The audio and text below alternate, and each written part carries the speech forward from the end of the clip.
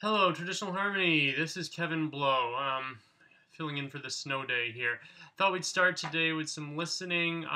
We've studied chorales. We're going to study a lot more chorales, and I just wanted to kind of put it in context, first of all. This is a chorale that was used in a Bach cantata, and this you may have heard, Jesu, joy of man's desiring. So there's a chorale in here. This version is played by brass instruments, but it features a traditional chorale that would have been sung by four-part choir. Take a listen to this.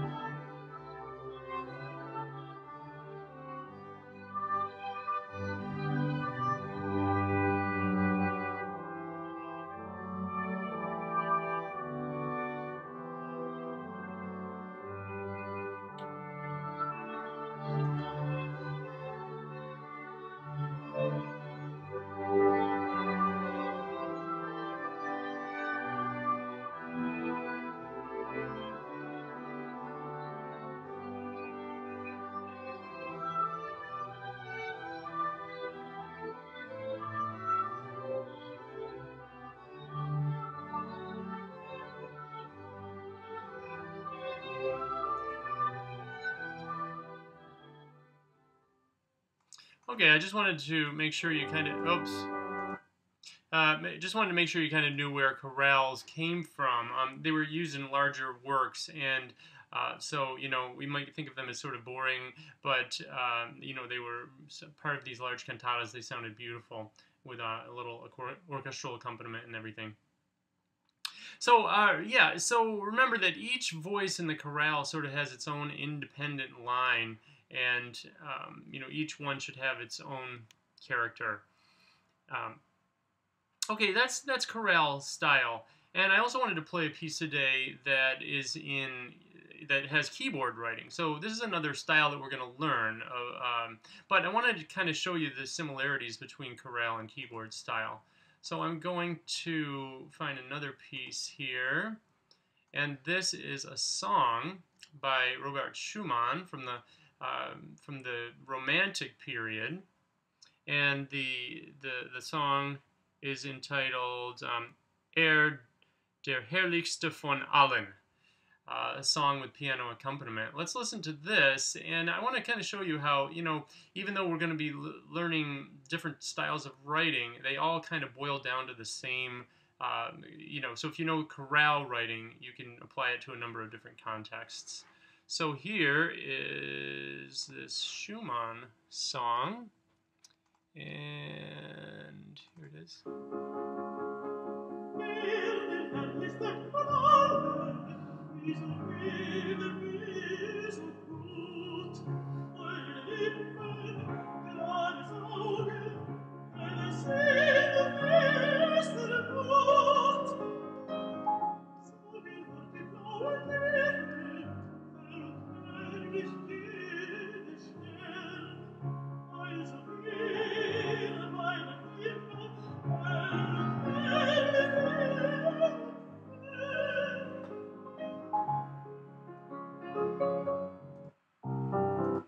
Okay, so nice, real pretty example of a romantic song. Now, how does that compare to, a chorale writing for this keyboard writing? Well, I have a little reduction that I've made. This is going to help us a lot throughout this class to have a reduction of music. What does that mean? That means that we sort of take the bare elements. Oops. Gotta get rid of that one too. The bare elements of the harmony and sort of show it, and that will make it easy for us to sort of understand what's going on in the keyboard texture. Well, what happens in a keyboard texture? Well, often there are a number of notes here in the right hand. Sometimes, if you look here, there'd be 4 notes at once. Some of the writing up here, 4 notes at once. So, using all the fingers that you have available, 4 notes at once here. And what happens in the bass line? Well, we have usually, sometimes it's doubled. The bass line is doubled in octaves. And for emphasis, especially in romantic music. So, here we have like 6 voices. If we take a full orchestral piece, like the one we just heard, we've got tons and tons of notes, right? But it still boils down to the same kind of 4-part chorale writing that we see and that we've studied already. Okay, and then of course, it's very common also to have the left hand playing a bunch of notes, and then the right hand takes over the melody for a while. So the keyboard it affords us a lot of different textures. The keyboard also plays very low and very high, so that'll be a big difference. But if we study the music carefully, we can sort of reduce it to a chorale. Now look at this accompaniment for these 2 measures. If you follow the soprano line, really it's just B flat going down to G, and then going down to F, and then to F. So I kind of reduced it here, okay, and turned it into that.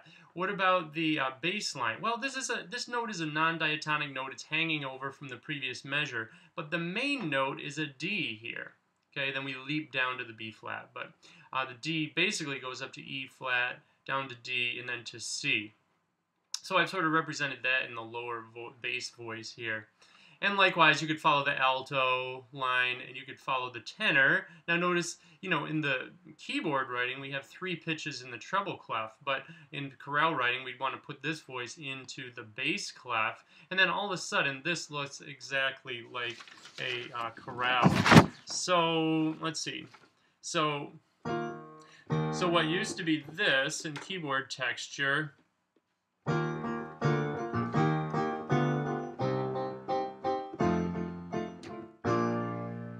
can easily be reduced to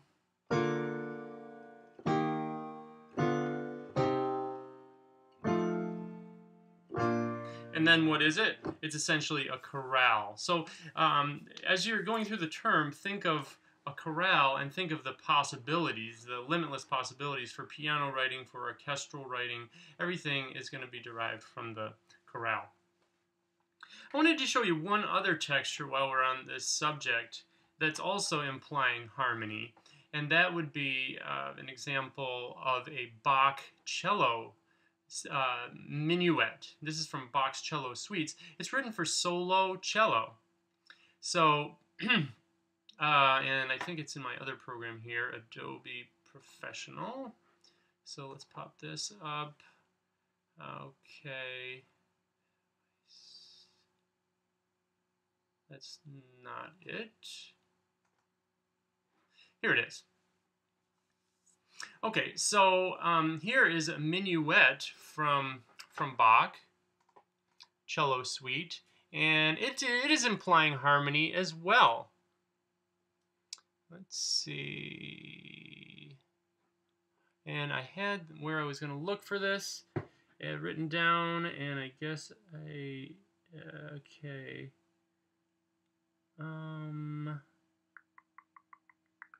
Well, I have to look for it here. Invention. Oh, here we go. Okay, so here, listen to this minuet.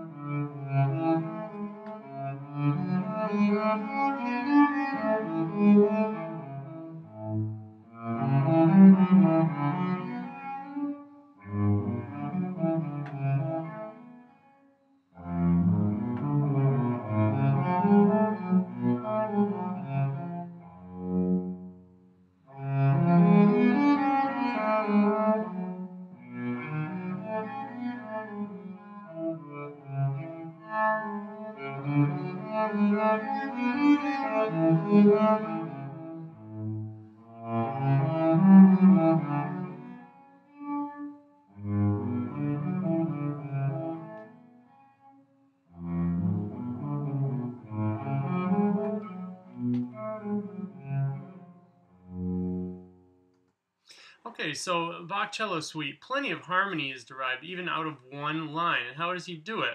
Well, he kind of leaps around. So if you can follow, you know, this might be the soprano line here.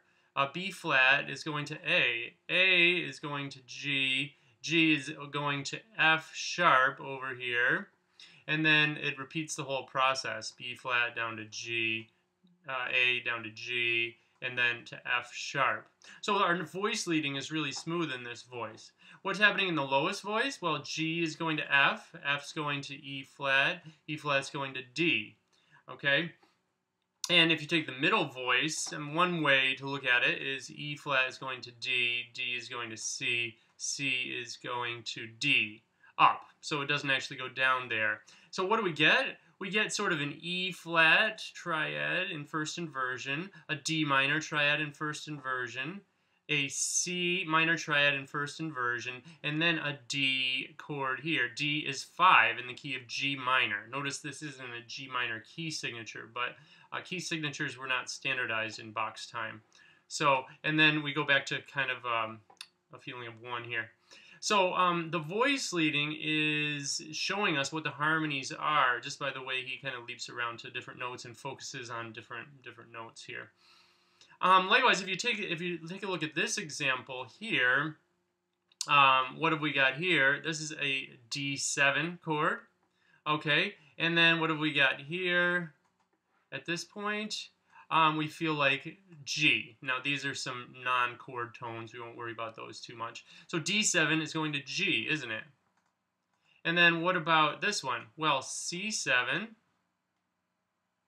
is going to, oh, I can't get that in the right spot. Oh well. C7 is going to, you guessed it, it's going to F. So here are some notes of the F triad here. Okay, so we've got a dominant 7 going to G, and a dominant 7 going to F here. So the harmonies are implied by the arpeggios and the good voice leading here. So, you know, what have we had so far? Choral texture, we've had keyboard texture, and then even a texture like this with a solo cello can imply the harmonies that we're going to see. Okay, so let's now take a look. Let's see, should I save this? Why not?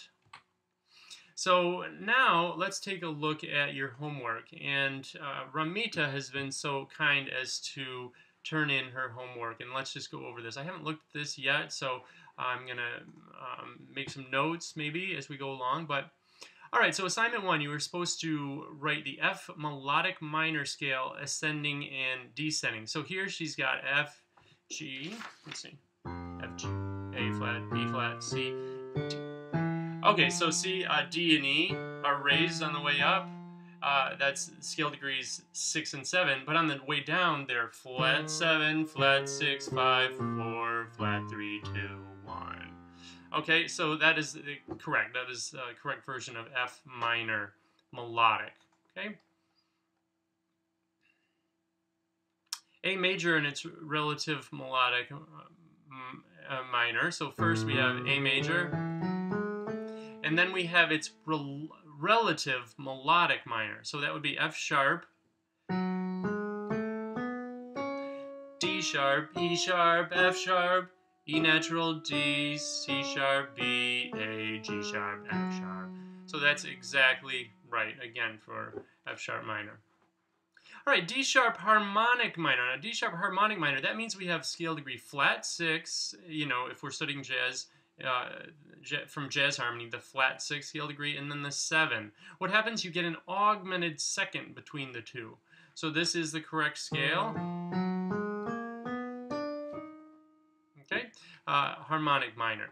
And its relative major, D sharp minor, F sharp major, E sharp, F sharp, so that would be correct here. Okay, E flat major and its parallel melodic minor. All right, so E flat major has 3 flats. Okay, and the melodic minor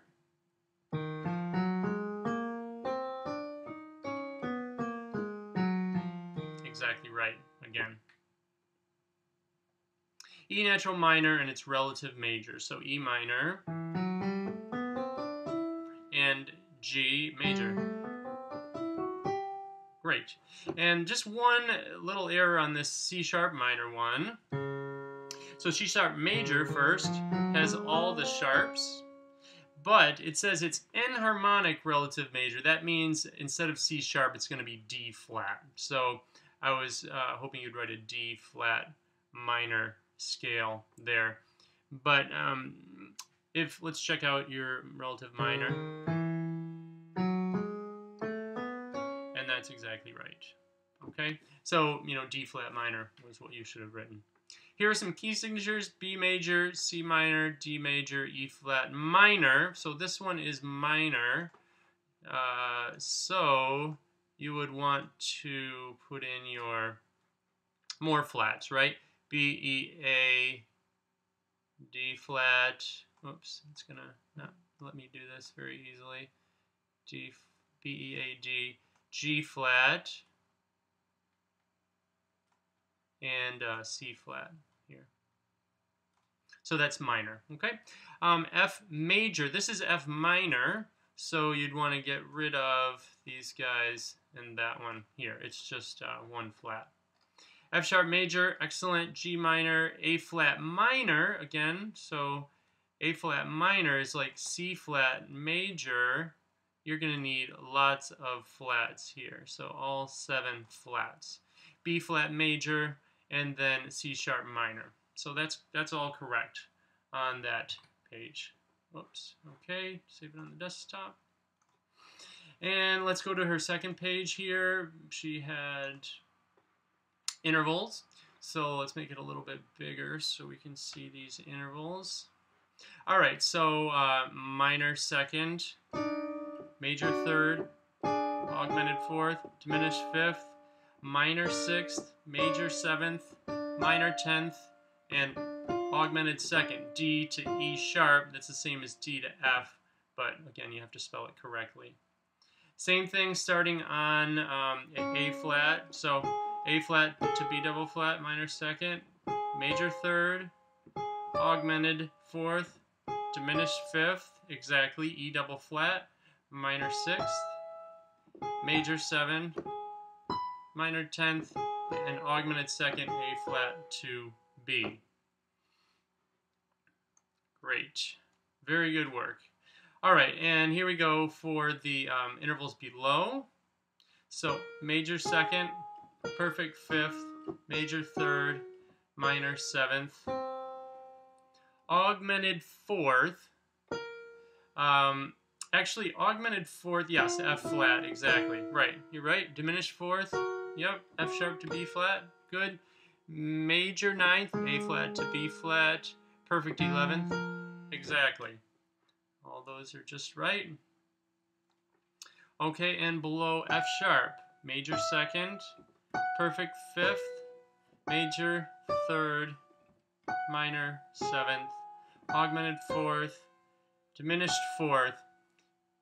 Okay, diminished fourth would be F sharp to C double sharp. So I wonder if I can draw a double sharp with my little cursor here. You'd want to do the thing where it's well, anyway, I'll just use that for now for a double sharp. Okay, C double sharp would be a diminished fourth, and then major 9th, perfect 11th. Good. Right. So let's go back here to analyze some intervals.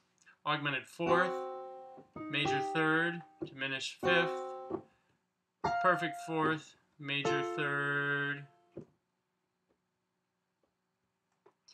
Minor second is E sharp to F sharp, and then diminished fourth, and then this would be a minor 7th from F sharp to E. Okay. The next one, diminished 7th, major 6th. I guess I should play everything in the correct register. Perfect 4th, major 3rd, augmented 4th,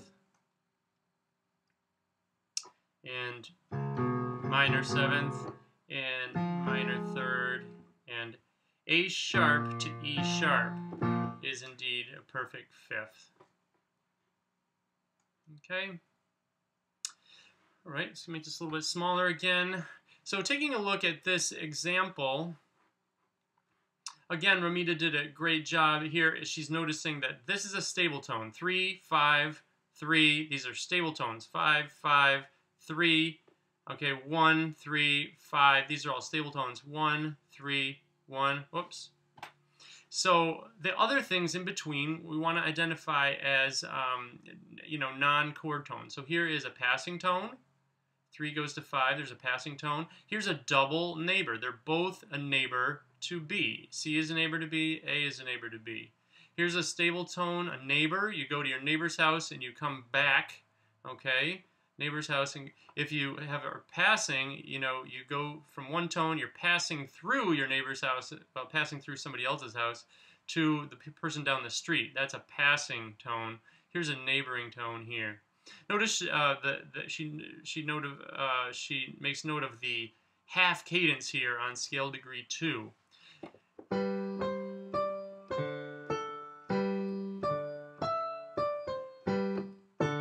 We end on a 5 chord in scale degree 2, and then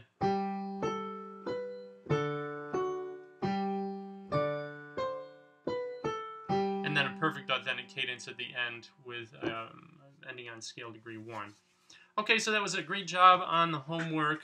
Thank you, Ramita, for sending that in, and everybody else, check your work. Hopefully you did well as well. If you didn't, you can always come to my office hour to talk about this.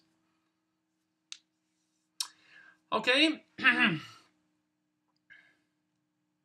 so one thing to look at on this, when you're harmonizing a melody, and this is something that when we were doing our in-class activity I noticed last time, if you have an unstable pitch in the melody, you'd want to use pretty much an unstable pitch in the harmony. Why is that? If you think of a dominant 7th chord, that is the epitome of instability. It has scale degrees 5, 7, 2, and 4. And 7, 2, and 4 are these tones that have a tendency to resolve toward the stable tones. They're very unstable. So if you have an unstable tone in your melody, you would want to harmonize that with an unstable note in your melody, and vice versa. So if I were to just improvise something here,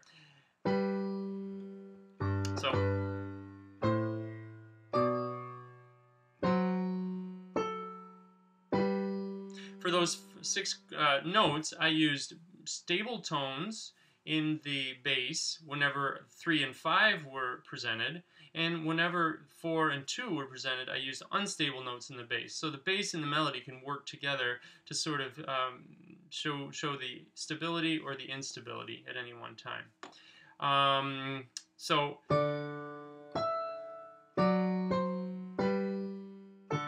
that was the end of the first phrase, and I did the same thing. When there was an unstable note, like the 4 in the melody, I used a T, I used 7 in the bass, and then I resolved it to 1 and 3 in the melody. So that way they work together, the stable notes work together with the unstable notes. Finishing it off.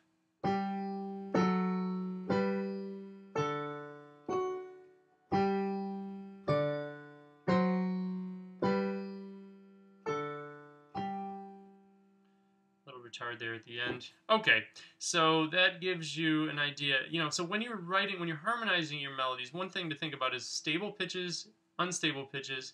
Let's match them in the bass voice, whether it's stable or unstable. Let's match the melody and the bass together. Okay, so let's save that one as well. Okay, desktop.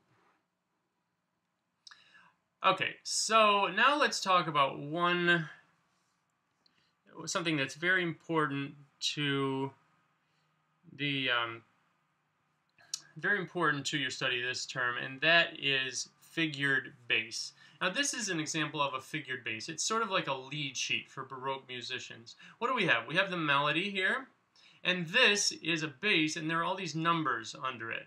And if you take a look at these numbers, you might recognize some of them from our conversation last time. For example, 6. That is an inversion symbol that we use for a first inversion triad. And here's another one, 6, that first inversion triad, first inversion, first inversion. You might have remembered 7. That means a 7th chord in root position.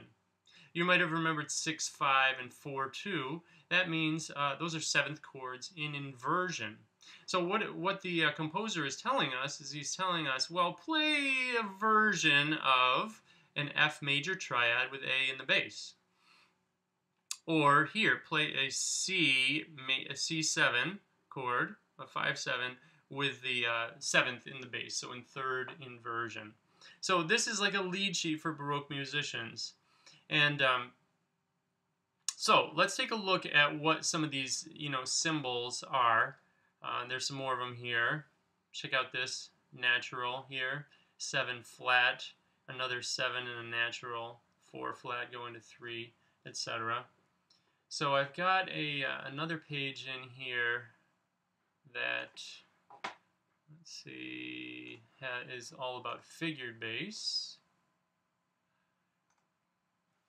So this, and hopefully I will be able to give you a copy of this, or I'll post it on the website or something, but this is listing the most common figured bass symbols. So you have to realize that all these figured bass symbols, they assume that we are in a key, a very strong key. So anything that's just a number means that note is in the key. So we don't have to do anything about it. We just play a 6th, a 4th, and a 3rd above the bass note. Okay?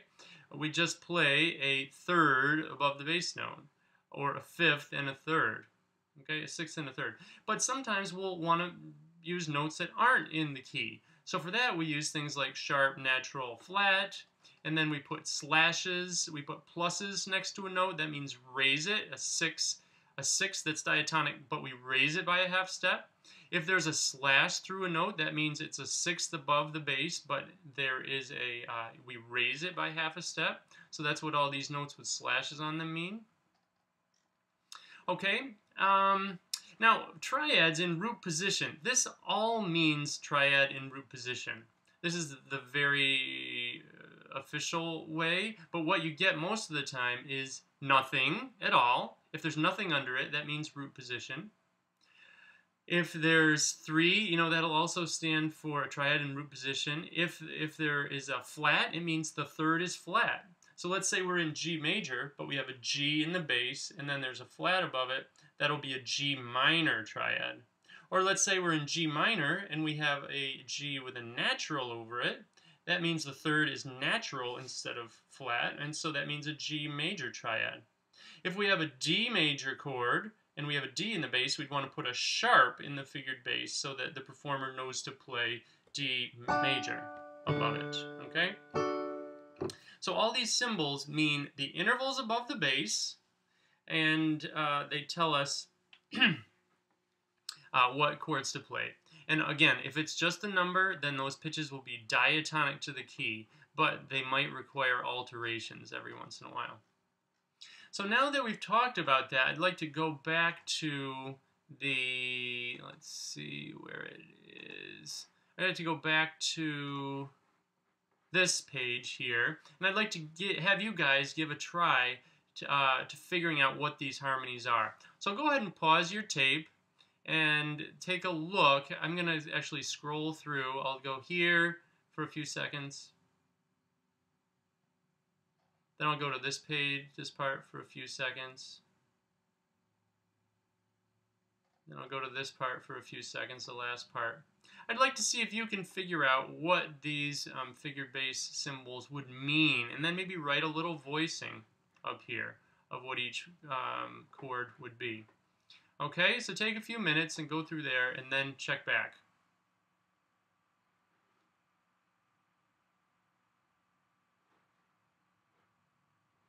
Okay, so we're back, and now I'd like to show you my version of what is going on in this tune.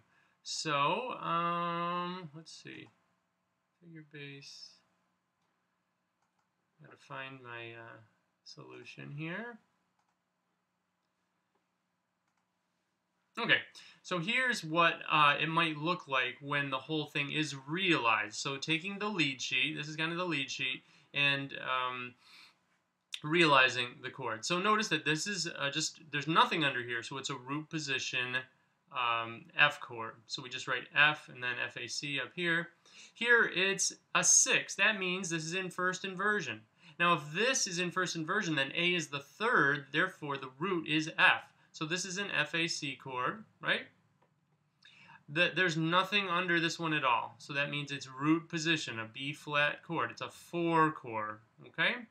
But when we shift over to the 6 here, then that becomes a G, B flat, D. It becomes a G minor chord, a 2 chord in first inversion, what we call a 2-6. Over here, 4-2 stands for 6-4-2. So if you put a 6th, that's G, a 4th, that's C, and a second, a 4th, that's E, and then a second C above this chord, you get a C7 in third inversion. So that's what I've written up here. Here's a C chord, and there's the 7th way under here. A 6 over A, we've already figured out, means a 1 chord, an F major chord in first inversion. Okay, here's a 7. We have a C, and there's a 7. That stands for 7-5-3. So it's a root position 7th chord, a C7. But then the bass changes. Now it's the third of the chord. Okay, so it's still a C7. So I left the same notes up there. Probably I could have moved the E down to a C so that we had a full chord, but that's all right. At any rate, take a look at what I've done here. All my Roman numerals are below, right? We get some secondary dominants. Here's another secondary dominant.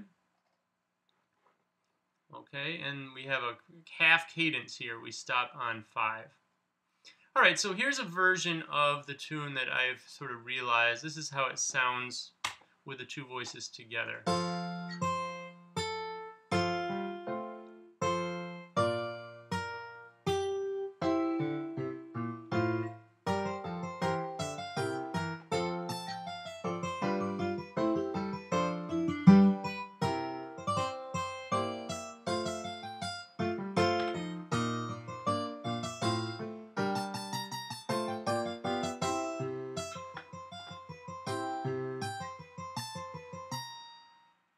And that's where our excerpt ends. So that's a realization of this figured bass. And it's once you get good at it, you will know what to play just by looking at the figured bass, just like the Baroque composers did. Okay, so let's now take a look at we'll take a look at a chorale again. We're going to take a look at a chorale that we studied last time because I want to show you a few things on that. And then we'll talk about your homework. So, get rid of that. This is the chorale that we studied last time. And I just wanted to talk about a couple more things. And one is close spacing and open spacing. This is what's called a close-spaced chord, close spacing, because the soprano and the tenor are less than an octave, okay? But, so you see how all three of these notes fit into one octave, the top three. But this, on the other hand, is an open voicing, because now look, the soprano and the tenor are an octave apart. And this would be open as well, because this is more than an octave apart. Okay, so this over here would be, you tell me, closed or open spacing. The soprano and the tenor are a sixth apart, closed. Close spacing, closed, people will say. All right, what about this one? E flat up to F, that's a seventh. This is close position. Okay, and then one more open one. Let's take a look at this right here. Open spacing. So that's something you're going to have to know. Okay, I'm going to pause it right here and pick up my daughters, and we'll get to part 2 in a bit.